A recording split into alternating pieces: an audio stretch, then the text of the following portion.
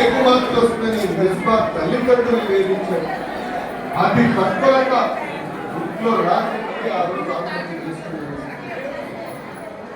అన్ని మనం గుర్తుపెట్టుకోవాలి.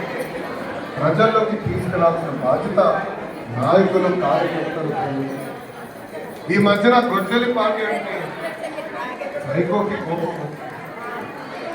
ఆ సైకో ఒకటే, మాది గూగుల్, మాది ఫైటర్ జెల్, మీది ఫ్యాక్షన్, మాది పియాపే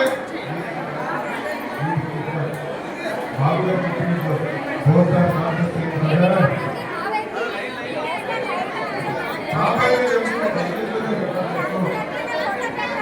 సొంత తల్లిని